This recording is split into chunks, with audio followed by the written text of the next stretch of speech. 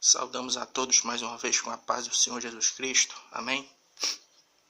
A gente estava pensando em dar uma pausa, porque a gente estava dando uma olhada, e até a galera que tem canal mesmo no YouTube, que tem costume de fazer esse trabalho mesmo para valer, não assim de forma amadora, eles dão uma pausa. Às vezes o cara posta um vídeo uma vez por mês, uma vez por semana. Aí a gente já está praticamente 3 dias, como no nosso linguajar, né? Encarreado, que a gente tá botando alguma coisa aqui. Mas eu tava dando uma olhada, e tava dando um número até legal de visualizações, eu pensei que ninguém ia nem olhar. Aí o que a gente vai fazer? A gente vai fazer aqui mais uma reflexão. Aí a gente dá uma pausa de alguns dias e a gente pede a ajuda dos irmãos, ou então de um amigo simpatizante da mensagem do Evangelho. Como é que essa ajuda vai ser realizada, vai ser feita?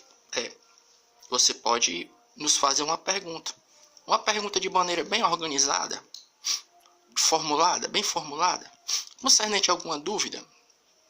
Por exemplo, de forma rápida, a gente queria trabalhar 2 perguntas que são feitas de forma bem, vamos usar a expressão tradicional, né? Concernente às pessoas que ainda não abraçaram a causa do Evangelho. Essa galera, por exemplo, que faz faculdade, mexe com outras matérias, ciências humanas, que muitas vezes, nesse ambiente, a fé em Deus ela é distorcida e muitas vezes até existe uma tentativa de se destruí-la, né? Desmentir aquilo que a Bíblia diz, a existência de Deus. Então a gente vai trabalhar 2 perguntas, viu? Ninguém me fez essa pergunta não, mas é uma coisa que a gente faz no decorrer do nosso trabalho evangelístico, que a gente faz às vezes. Quando a gente está testificando de Jesus para as pessoas, a gente nota que essas 2 perguntas, elas ocorrem de forma muito repetitiva. Então, quais são essas 2 perguntas? São as seguintes. Existe uma maneira racional de provar que Deus existe? E a segunda é, bom, se a gente conseguir provar de forma racional que Deus existe, existem tantas religiões que dizem que estão apontando para Ele? Que garantia nós temos de que o cristianismo é a fé verdadeira?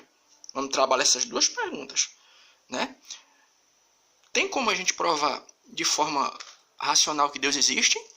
E se existem tantas religiões, como é que a gente pode confiar que o cristianismo é a fé verdadeira, a religião verdadeira? Abre aí, se você tiver uma Bíblia perto de você, carta de Paulo aos Efésios, capítulo 2, versículo 8. Nos diz assim a palavra de Deus. Porque pela graça sois salvos, por meio da fé. Isso não vem de vós, é dom de Deus. Esse versículo aqui é o que a gente vai trabalhar a segunda pergunta. E a primeira é, se Deus existe, como comprovar de forma racional? Me lembro que antes de fazer o curso que eu estou fazendo agora, eu fiz outro cursinho, né? E eu me lembro que eu dei de cara com um professor de história. E esse professor de história geral, quando ele foi tratar da história geral, não tem como você tratar de história geral sem você tocar na história do povo hebreu. E ele foi fazer menção da pessoa de Abraão, no momento em que Abraão ia sacrificar seu filho Isaque em cima da pedra, no Monte Moriá. E no momento em que o Senhor nosso Deus, quando viu que Abraão já ia imolar Isaque, Deus disse, não faça assim, Abraão, pois eu sei que tu já temes a mim. E o professor ele narrou aquele fato de forma bem irônica. E eu fiz a seguinte pergunta para a sala de aula. Eu me lembro que naquela sala eram 40 alunos. E desses 40 alunos, tinham 3 evangélicos, se não me falha a memória. E eu fiz um apanhado. E tinham na faixa de 4 católicos.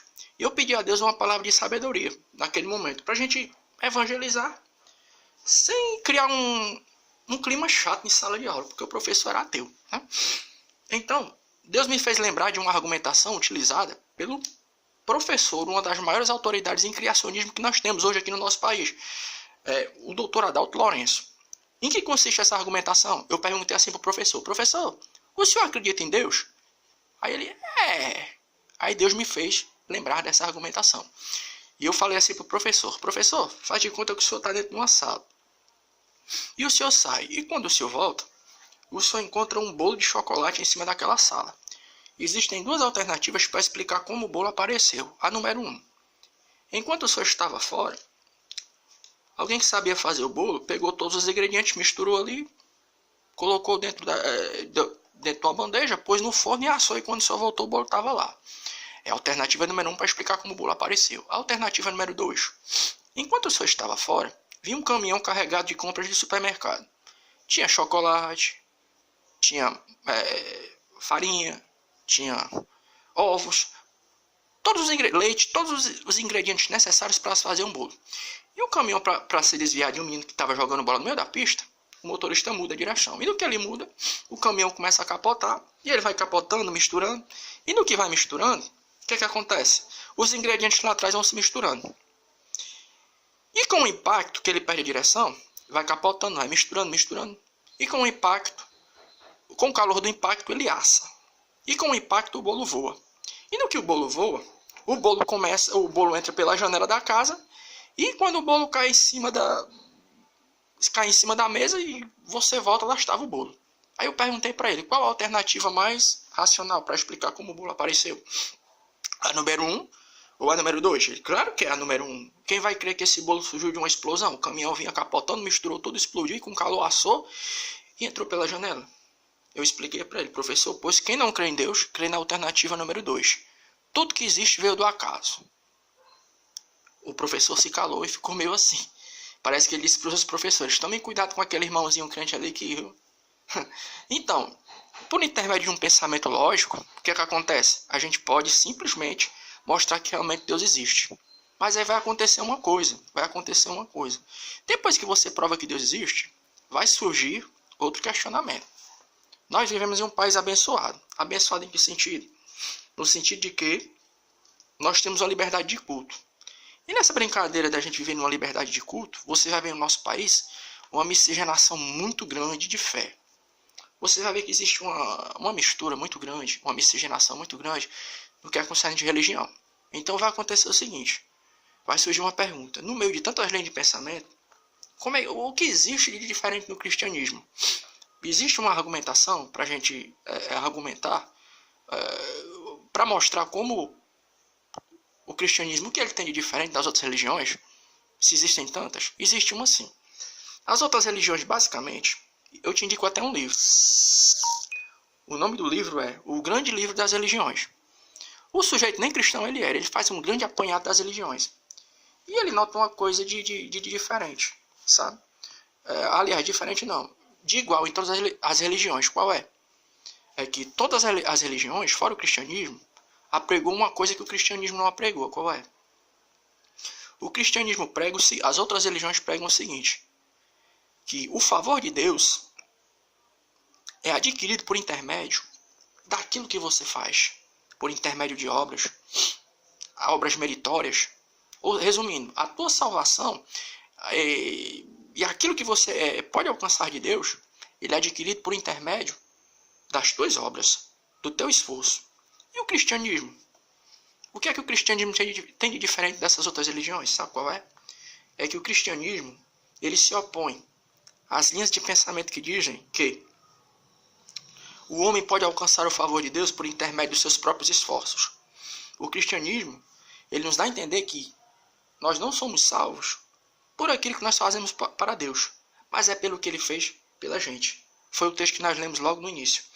Carta de Paulo aos Efésios, capítulo 2, versículo 8, que diz, porque pela graça sois salvos por meio de vós. Isso não vem de vós, é dom de Deus. Você já reparou que existem pessoas que acreditam em Deus, mas não acreditam em Jesus Cristo? Você já reparou? Existem pessoas que acreditam em Deus, mas não acreditam em Jesus Cristo. O que é que acontece? A Bíblia dá a entender que não existe como você se aproximar de Deus por intermédio dos seus próprios esforços. Sabe por quê? Porque todos nós somos pecadores. E a Bíblia dá a entender que para que os nossos pecados vão ser perdoados e nós tenhamos condição de nos aproximar de Deus, nós temos que receber Jesus como o nosso único e suficiente Salvador. Então, se você for fazer uma comparação entre o cristianismo e as outras religiões, você vai ver essa diferença. As outras religiões vão ensinar que você pode adquirir o favor de Deus por intermédio de obras meritórias, por intermédio de boas obras, pelo que você faz de bom. Já o cristianismo é o contrário. Nós não nos aproximamos de Deus ou temos certeza de vida eterna, não é pelo que a gente faz, mas é pelo que o Senhor Jesus Cristo fez lá na cruz do Calvário. Então, a gente, de forma assim bem rápida, a gente fez essa reflexão, né? E a gente deixa essa palavra até para você, meu amigo ouvinte, que de repente pensa assim: ah, mas eu sou uma ótima pessoa, nunca fiz mal a ninguém. Eu queria te dizer uma coisa: por melhor que você seja, diante de Deus, todos nós somos pecadores. E para alcançarmos o perdão de Deus, é somente por intermédio da fé em Jesus Cristo. Então a gente já vai encerrando aqui de forma bem rápida, viu? E orando a Deus que essa palavra, essa reflexão, ela desperte em você uma curiosidade, toque teu coração, viu? E os nossos irmãos e irmãs que estão tendo a oportunidade de visualizar isso aqui, orem pela gente. Ore pela gente, que a nossa intenção é da gente aproveitar as oportunidades que o Senhor tem nos dado, de anunciarmos a sua palavra, de forma apologética, de forma racional, mostrando que a fé cristã é uma fé racional e a Bíblia é a palavra de Deus. Então, que Deus em Cristo, em Deus